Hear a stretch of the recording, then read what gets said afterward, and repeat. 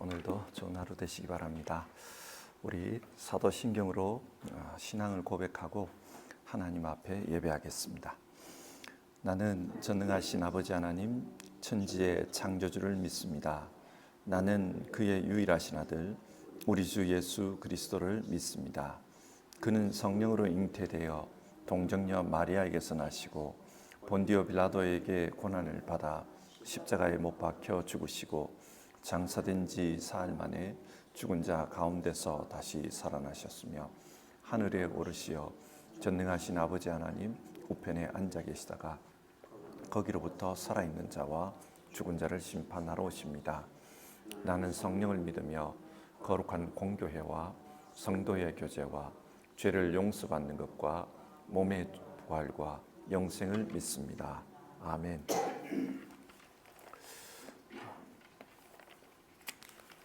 우리 91장 찬송하겠습니다. 91장입니다. 우리 1절 2절 부르겠습니다. 91장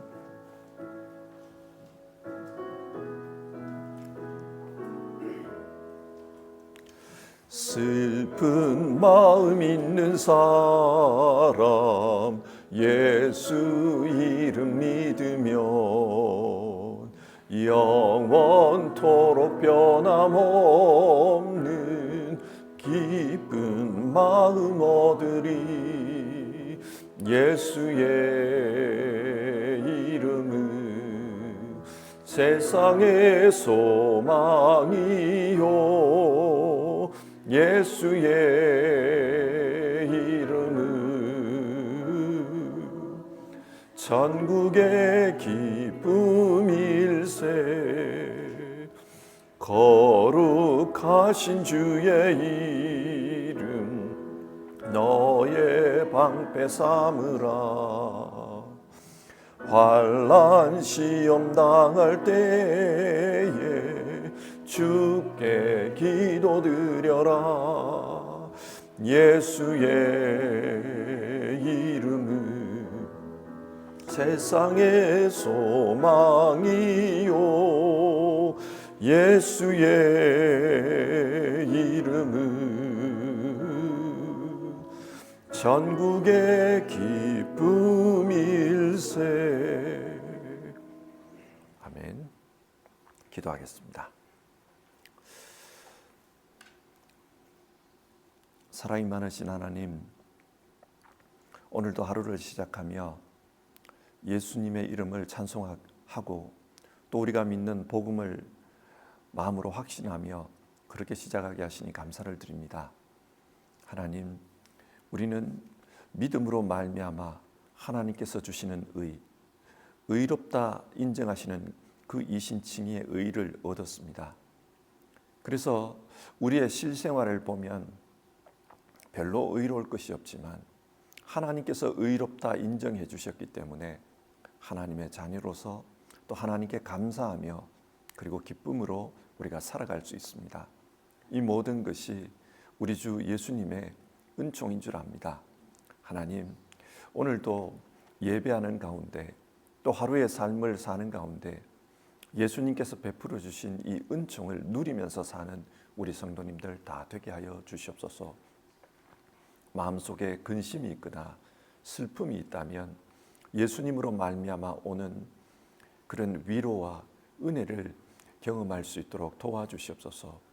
또 어떤 문제에 있어서 자신의 연약함을 알고 주님의 도우심을 간구하는 이들이 있다면 주님 앞에 기도하는 가운데 주님으로부터 오는 능력을 경험할 수 있도록 도와주시옵소서.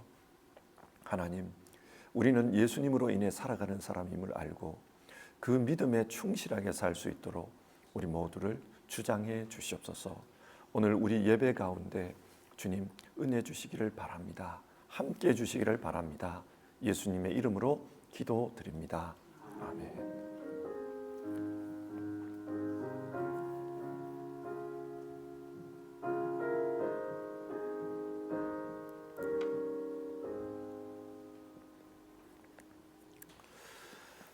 오늘 읽으실 성경 말씀은 로마서 7장의 말씀입니다. 로마서 7장.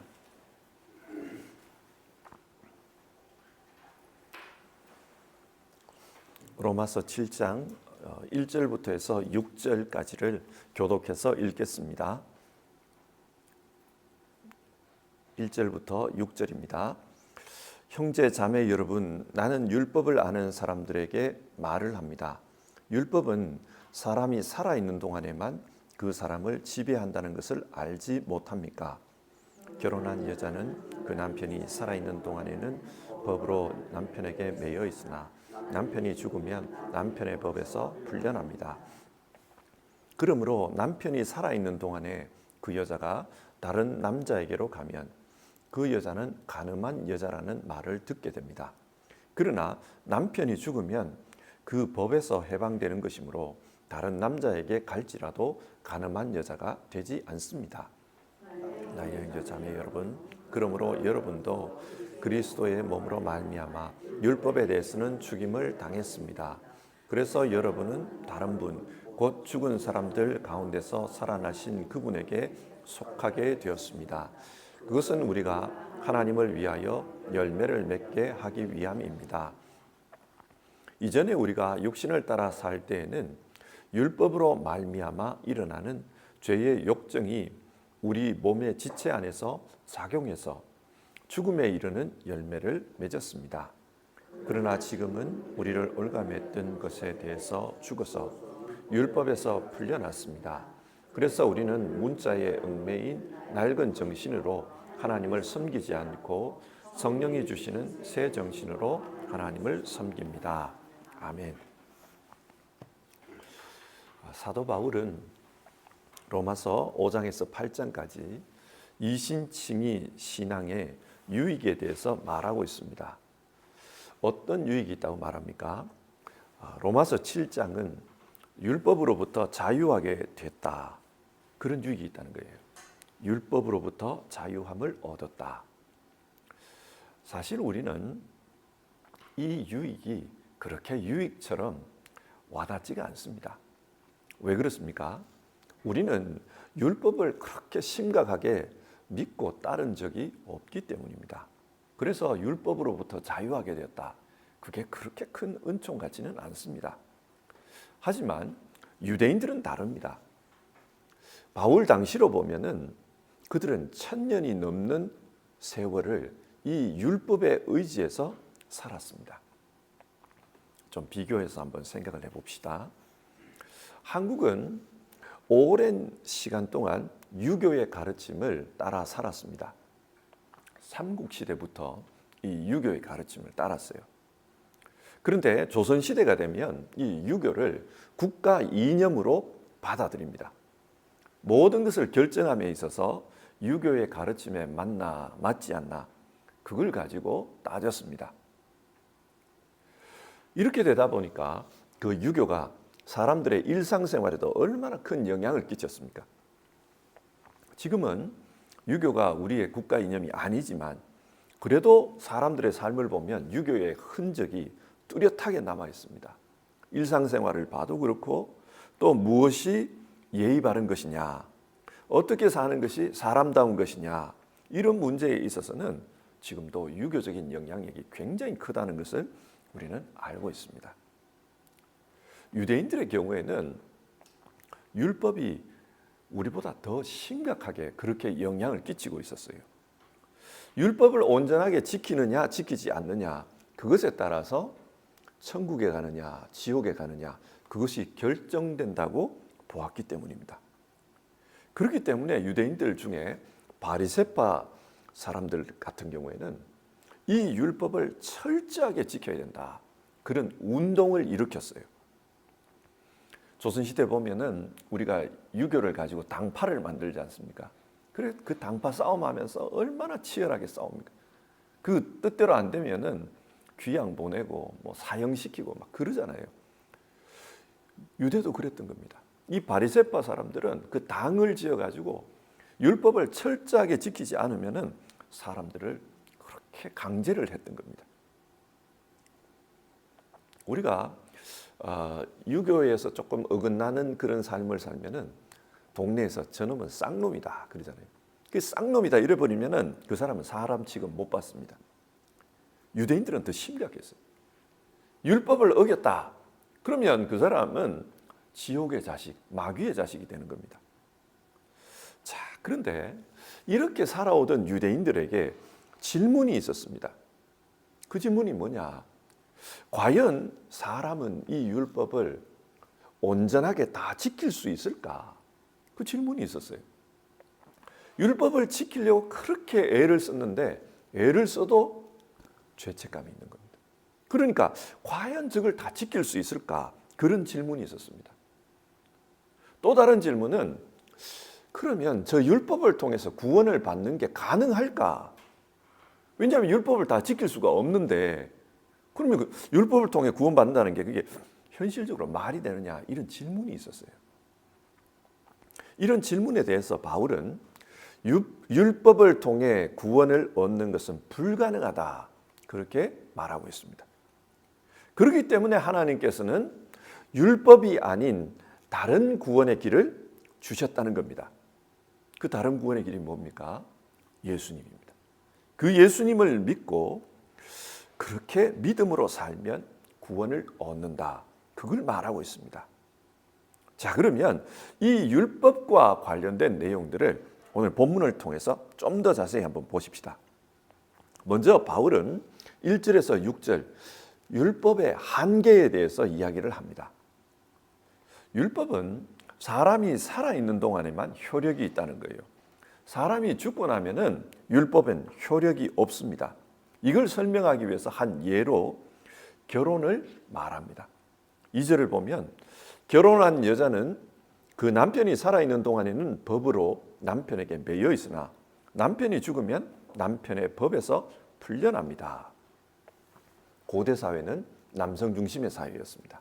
그래서 여인이 결혼을 하면 그 남편의 소유물이 됩니다.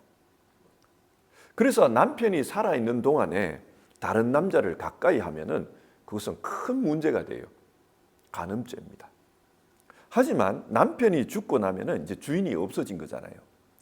그렇게 되면은 다른 남자를 가까이 해도 간음이 아닙니다.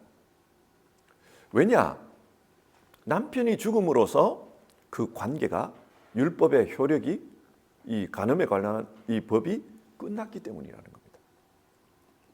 그래서 율법이 이런 거다. 유대인들의 경우 그동안 이 율법에 매여서 살았는데 그런데 이제는 이 율법으로부터 자유하게 되었다는 거예요.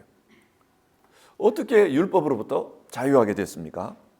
바울은 6장에서 우리 그리스도인들은 예수님과 함께 이미 십자가에서 같이 죽었다 그렇게 말했습니다. 내가 죽은 거예요. 내가 죽었다면 이제 율법과의 관계가 어떻게 됩니까? 거기서 풀려났다는 겁니다. 이제 율법과는 상관이 없게 됐어요. 그래서 4절을 보면 나의 형제 자매 여러분 그러므로 여러분도 그리스도의 몸으로 말미암아 율법에 대해서는 죽임을 당했습니다. 그리스도의 몸, 예수님이 십자가에서 죽을 때에 우리도 같이 죽었다는 겁니다. 그래서 율법과는 이제는 끝났다는 거예요. 자유하게 됐다. 그걸 말합니다. 자, 그러면 이렇게 율법으로부터 자유하게 된 사람은 어떻게 살아야 합니까? 그게 4절 뒷부분에 나옵니다. 그래서 여러분은 다른 분, 곧 죽은 사람들 가운데서 살아나신 그분에게 속하게 되었습니다. 죽음 가운데서 살아나신 분, 즉 예수 그리스도에게 속한 사람이 되었습니다. 그러므로 이제는 율법에서 풀려나 예수 그리스도를 따라서 살아야 된다. 그 이야기를 합니다. 근데 왜 그렇게 살라고 합니까? 끝부분을 보면 4절 끝부분을 보면 그것은 우리가 하나님을 위하여 열매를 맺게 하기 위함입니다. 우리가 그리스도를 따라 살아야 되는 이유는 하나님을 위해 열매를 맺기 위해서라는 겁니다. 그런데 그 열매가 무엇일까요? 7장에는 그 열매가 무엇인지가 구체적으로 명시되어 있지 않습니다. 그러나 힌트가 있어요. 그 힌트가 뭐냐? 5절을 보면은 율법을 따라 살 때는 죄의 욕정으로 말미암아 죽음에 이르는 열매를 맺었다. 그런 이야기를 합니다. 그러니까 이 열매, 예수님을 따라 살면서 얻는 열매는 생명의 열매입니다. 구원의 열매고 또 성령의 열매입니다. 그런데 율법을 따라 살 때는 죽음의 열매를 맺었다는 거예요. 율법을 따라 사는데 왜 죽음의 열매를 맺습니까? 예를 들어 생각하면 좀 쉬워요. 아담과 하와를 한번 생각해 보십시오. 하나님께서 아담과 하와에게 선악을 알게 하는 나무의 열매를 따먹으면 안 된다. 그러면 죽을 것이다. 그렇게 말씀하셨어요. 그런데 그 말씀을 듣고 난 다음에 뱀이 와서 이야기합니다. 진짜로 죽을까? 내가 생각할 때는 하나님이 겁준 거야. 하나님처럼 선악을 알게 할까 봐 그걸 못하게 하려고 겁준 거야. 그렇게 이야기했어요. 이 말을 듣고 나니까 호기심이 생깁니다. 진짜 죽을까? 아니면은 하나님처럼 되지 못하게 하려고 겁을 준 걸까? 호기심이 생긴 거예요. 그래서 선악을 알게 하는 나무를 가만히 쳐다봤더니 보암직도 하고 먹음직도 하고 지혜롭게 할 만큼 탐스럽더라. 그래서 따먹었다는 겁니다. 이처럼 율법이 하지 말라 그렇게 말하면 사람들은 마음속에 저거 왜 하지 말라 그러지? 무슨 이유 때문에 하지 말라 그럴까?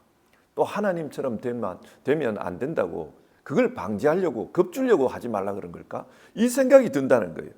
그래서 하지 말라는 걸 해버린다는 겁니다. 그 결과 율법 때문에 죽음의 열매를 맺게 되었다. 지금 그 이야기를 하는 거예요. 근데 여러분 한번 따져봅시다. 율법이 죽음의 열매를 맺게 한 겁니까?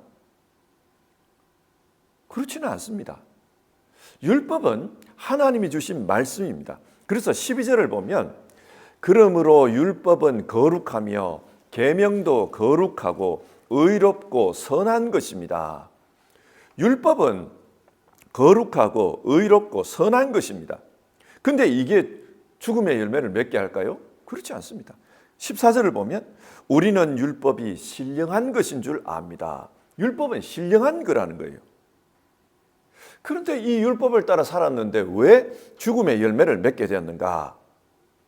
사실 이 죽음의 열매는 율법 때문이 아니라 율법 안에서 작용하는 죄의 욕정 때문이다. 바울은 그 이야기를 합니다. 죄의 욕정이 우리로 하여금 죽음의 열매를 맺게 했다. 논리적으로 맞죠? 6장에 보면은 23절에 죄의 싹은 사망이다. 그러니까 이 죄가 죽음의 열매를 맺게 한 거다. 율법이 아니라 율법 안에서 작용하는 그 죄 때문이다. 그 이야기를 하는 거예요. 14절에서 바울은 이런 말을 합니다. 나는 죄 아래에 팔린 몸입니다. 여기서 죄 아래 팔렸다 이 말은 죄의 노예가 되었다. 그런 뜻입니다. 노예의 특징이 뭡니까? 노예는 내가 하고 싶은 것을 할 수가 없습니다. 노예는 주인이 시키는 대로 살아야 합니다. 그래서 15절을 보면 내가 해야 하겠다고 생각하는 일은 하지 않고 도리어 해서는 안 되겠다고 생각하는 일을 하고 있으니 말입니다. 여기서 내가 해야 하겠다는 일이란 하나님의 뜻을 지키는 겁니다. 율법을 믿는 사람들은 선하게 살고 싶다 그런 생각을 가지고 있습니다. 그런데 내가 선하게 살고 싶다 그렇게 생각하는데 실제로는 죄를 지으면서 살고 있더라는 거예요. 왜 선하게 살고 싶은데 죄를 지으면서 살고 있나? 이것은 내가 내 자신의 주인이 아니라는 것을 반증하는 거다. 그 말입니다. 내가 내 주인이 아니니까 내가 하고 싶은 대로 살 수 없다는 거예요. 그러면 누가 주인이냐? 내가 하기 싫은 것을 하게 한다. 그 하기 싫은 게 뭐냐? 죄라는 거예요. 그러므로 죄가 주인이라는 겁니다.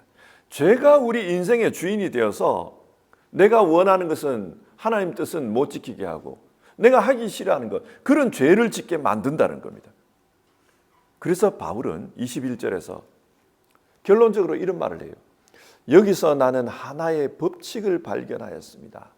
곧 나는 선을 행하려고 하는데 그러한 나에게 악이 붙어 있다는 것입니다. 나는 선을 행하며 살고 싶은데 내 안에 악이 있더라는 거예요.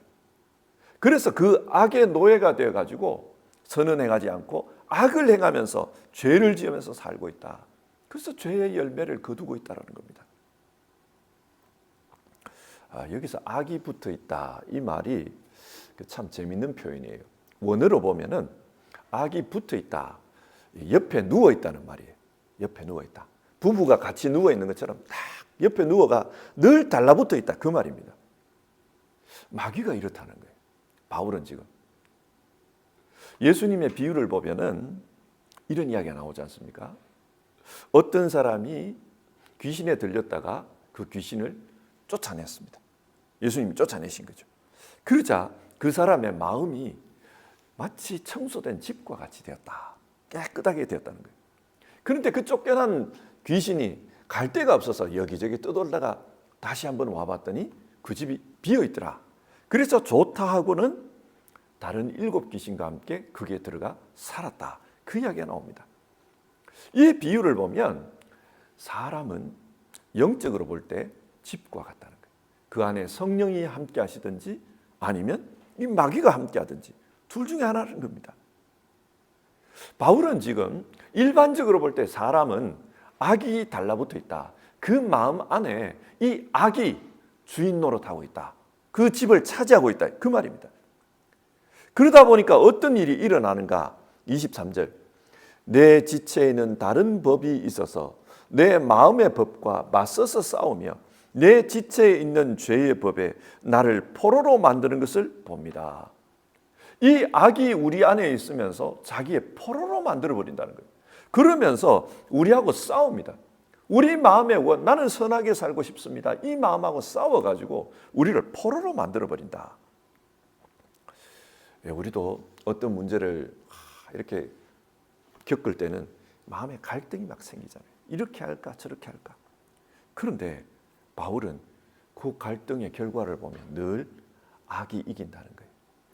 악이 이기면 어떻게 되는가? 죄의 포로가 돼서 늘 죄책감에 시달린다는 겁니다. 내가 잘못했어. 내가 나쁜 사람이야. 그렇게 죄책감에 시달린다는 거예요. 이게 인간이라는 겁니다. 바울이 볼 때는. 그래서 탄식하기를 24절. 나는 비참한 사람입니다. 누가 이 죽음의 몸에서 나를 건져주겠습니까? 인간이 이렇다는 겁니다.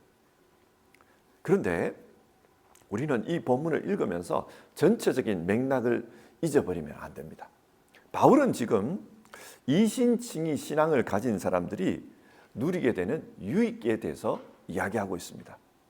예수님을 믿고 의롭다 인정받은 사람들은 어떤 유익함이 있는가? 이런 죄로부터 자유하게 됐다는 거예요. 원래는 죄가 우리 마음 안에 탁 들어앉아가지고 달라붙어가지고 자기의 포로로 만들더라. 그래서 선하게 살고 싶어도 선을 행치 않고 죄를 짓고 살게 하더라. 그런데 예수님을 믿고 그 예수님의 복음을 받아들이니까 이것으로부터 자유하게 됐다는 거예요. 이 죄로부터 자유하게 됐다. 그리고 이 죄는 너무 교묘해서 하나님의 말씀인 율법을 통해서도 작용한다. 그래서 율법을 지키며 선하게 살려고 했는데 율법을 지키다 보니 어떻게 됐는가? 사람 죽이고 있더라는 거예요. 죄를 짓고 있더라는 거예요. 그런데 그 율법으로부터도 우리는 자유하게 됐다. 바울은 그 이야기를 합니다. 그래서 유대인들에게 진짜 우리가 구원에 이르는 길을 찾아야 된다. 그게 뭐냐? 예수 그리스도라는 겁니다. 그래서 25절에서 우리 주 예수 그리스도를 통하여 나를 건져주신 하나님께 감사를 드립니다. 이 말을 합니다. 유대인들에게 율법에 얽매여서 그렇게 살지 말고 예수님에게로 돌아오십시오. 그걸 말하는 겁니다. 자, 오늘 이 7장의 내용을 한번 정리를 해봅시다. 이 7장은 믿음으로 말미암아 의롭다 인정받은 사람들은 죄로부터 자유롭게 되었다. 그리고 죄가 작동하는 그 율법으로부터도 자유롭게 되었다. 그걸 말하고 있습니다. 그런데 신구약 성경 전체를 보면 율법은 선한 거예요. 신명기 10장 13절에 따르면 하나님께서 왜 우리에게 율법을 주셨는가? 모세가 말하기를 우리의 행복을 위해서 주셨다. 그런 말을 합니다. 이 율법을 통해 우리가 행복하게 살라고 그렇게 율법을 주신 겁니다. 그러나 실제적으로는 어떻게 되어버렸습니까? 이 율법 때문에 오히려 억눌려서 살아갑니다. 율법대로 살고자 했는데 결과론적으로는 죄책감만 더 커지더라. 그렇게 율법대로 살지 못했다. 죄책감만 더 커져가지고 나는 안 돼. 나는 죄인이야. 쓰레기 같은 존재야. 그러면서 자기를 저주하면서 살고 있더라는 겁니다. 바울은 이 율법은 우리에게 죄가 무엇인지는 가르쳐 줄 수 있다. 그래서 우리가 율법을 통해 죄가 뭔지를 알았다면 죄를 짓지 말아야 되는데, 그러나 현실은 오히려 그 죄에 더 짓눌려서 살고 있다. 왜 그런가? 죄가 우리의 주인이 되어버렸기 때문이다. 악이 우리의 주인이 되어버렸기 때문이다. 그래서 율법마저도 자기의 그 수단으로 사용해서 율법을 통해 시달리게 만들고 있다. 그 이야기를 하고 있습니다. 사람은 자기 스스로의 힘으로는 이런 악을 이길 수가 없습니다. 스스로 이길 수 있었다면 누군가는 이겼겠죠. 그런데 그를 이긴 사람이 없습니다. 이 악을 이기시는 분은 예수님밖에 없다. 그래서 바울은 25절에서 나는 예수님 때문에 감사합니다. 그 이야기를 하고 있는 거예요. 예수님을 보내주신 하나님께 감사합니다. 예수님을 믿으면 자유함이 있습니다. 악으로부터 해방이 되고 죄책감으로부터 또 율법으로부터 자유함을 얻습니다. 오늘 성경 그걸 말합니다. 근데 성도 여러분, 우리는 지금 어떻게 살고 있습니까? 그게 중요해요. 우리는 어떻게 신앙하고 있냐? 그게 중요합니다. 오늘 성경이 말하는 것은 진짜 우리를 구원하는 것은 예수님이다. 따라서 예수 중심으로 신앙해야 된다. 그걸 말합니다. 그런데 예수 중심으로 신앙한다면서도 이 성경에 나오는 율법 같은 거에 얽매여 있을 수가 있어요. 오늘날의 율법이 뭘까 이런 생각을 해보면 교리가 율법하고 좀 비슷합니다. 교리는 참 중요한 겁니다. 이단하고 바른 신앙하고 그것을 구분해 주기 위해서 교리라는 게 있습니다. 그리고 교리가 있어야 신앙의 성장이 일어납니다. 교리는 중요한 거예요. 그런데 우리가 구분해야 될 게 뭐냐면은 이 교리 자체가 우리가 신앙해야 될 핵심은 아니라는 거예요. 교리에 따라서 장로교가 있고 교리에 따라서 루터교가 있습니다. 둘 다 교리가 다릅니다. 장로교는 장로교 교리가 맞다 그러고 루터교는 루터교 교리가 맞다 그래요. 그런데 우리가 한번 한 발 물러서서 한번 생각해 봅시다. 장로교만 교회고 루터교회는 교회가 아닙니까? 아니면 루터교회만 교회고 장로교회는 교회가 아닙니까? 둘 다 교회가 맞아요. 주님의 교회입니다. 교리가 다르지만 둘 다 주님의 교회입니다. 이게 뭘 말하는가? 교리가 중요하지만 그러나 그게 우리 신앙의 핵심은 아니라는 거예요. 장로교회도 루터교회도 그 신앙의 핵심이 있기 때문에 둘 다 주님의 교회인 겁니다. 그러면 그 핵심이 뭐냐? 예수 그리스도입니다. 예수 그리스도가 우리 신앙의 핵심입니다. 우리가 믿어야 될 것은 예수 그리스도입니다. 근데 자칫하면은 교리를 믿을 수 있어요. 저는 교리를 공부했지만 제가 이제 전공이 조신학이었으니까 교리를 공부했지만 이 교리에 매여버리면 안 됩니다. 여러분, 교리에 매여버리면 어떤 결과가 나옵니까? 한국에 교단이 막 지금 수백 개가 있어요. 그런데 그 교단이 분열된 이유가 뭐냐? 서로 교리 싸움을 하다 그래 된 거예요. 내가 믿는 교리가 맞다. 그러다 그렇게 돼버린 거예요. 교리가 중요한 것이지만 교리가 신앙이 되어버리면 그 꼴 나는 겁니다. 교리는 핵심이 아닙니다. 우리 신앙의 핵심은 예수 그리스도입니다. 그리고 우리는 예수 중심으로, 예수님 중심으로 신앙해야 합니다. 오직 예수, 이게 중요합니다. 그 예수님만이 우리를 죄로부터 건져주시고 악으로부터 구해주시지 교리가 그렇게 해주는 게 아닙니다. 교리는 그 예수님이 어떤 분인지를 가르치기 위한 가르침일 뿐이지 그게 핵심은 아닙니다. 오늘 성경은 우리에게 예수 중심의 신앙에 대해서 말합니다. 율법도 예수님을 비춰주기 위해서 율법이 있었던 거지 그 율법 자체가 구원을 주는 게 아니라는 거예요. 중요한 거는 예수님, 오직 예수, 그분에게 우리는 가까이 가는 게 중요합니다. 그래서 오늘 아침에 우리 같이 찬송하면서요, 나는 정말 예수님 중심으로 신앙하겠습니다. 내 신앙은 오직 예수입니다. 내 신앙은 예수님께 더 가까이 가는 것입니다. 우리 그런 고백을 해봤으면 좋겠습니다. 찬송가 94장 부르고요, 같이 기도하겠습니다. 94장입니다.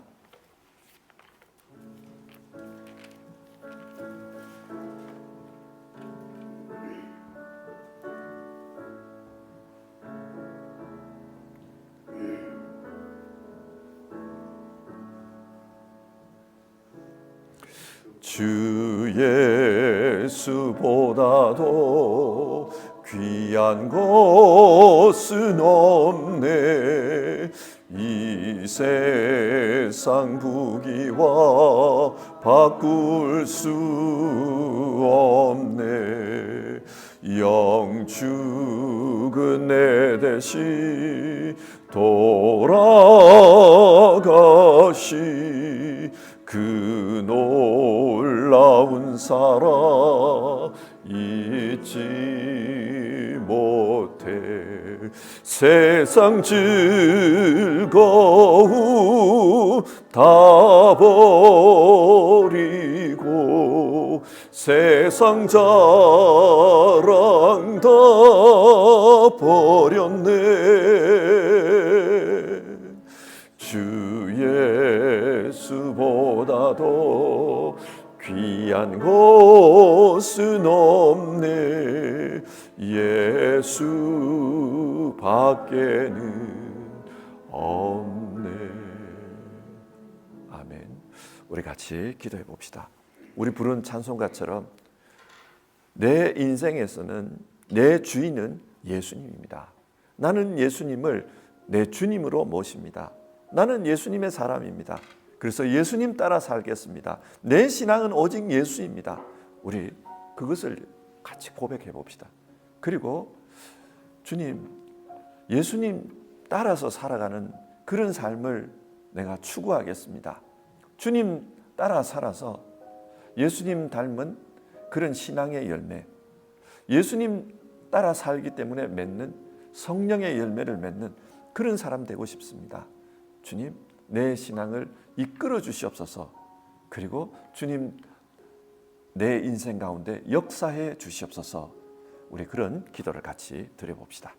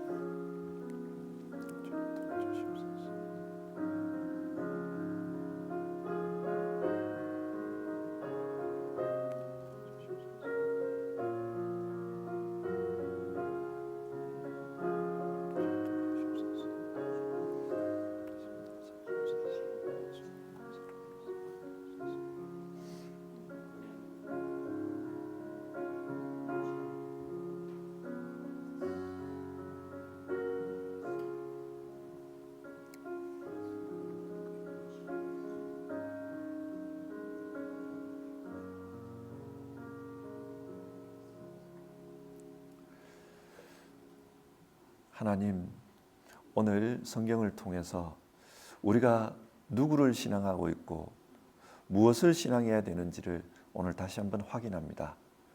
두려워하지 말라, 내가 너와 함께함이니라. 놀라지 말라, 나는 너의 하나님이니라. 내가 너를 구속하였고 내가 너를 지명하여 불렀나니 너는 내 것이라. 우리 주님은 예수 그리스도이십니다. 우리를 구속하셨고 우리를 지명하여 부르신 이는 예수 그리스도인 줄 믿습니다. 정말 오직 예수님 붙들고 신앙하며 살아가는 우리 되게 하여 주시옵소서. 사람들은 이 예수님을 잘 믿게 하기 위해서 성경 내용을 통해 교리를 만들었습니다. 그 교리는 예수님을 믿는 데는 도움이 됩니다.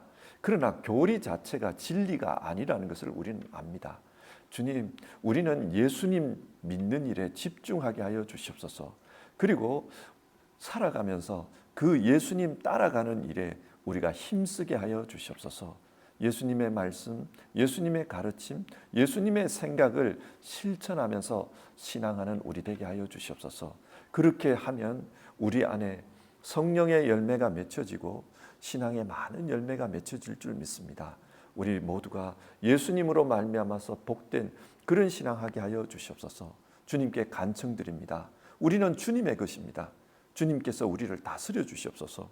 우리의 생각을 다스려 주시고 우리의 입술을 다스려 주시고 우리의 행동을 다스려 주시옵소서. 주님 다스려 주심으로 말미암아 정말 전적으로 예수 사람으로 우리 살 수 있도록 도와주시옵소서. 주님께 간청드립니다.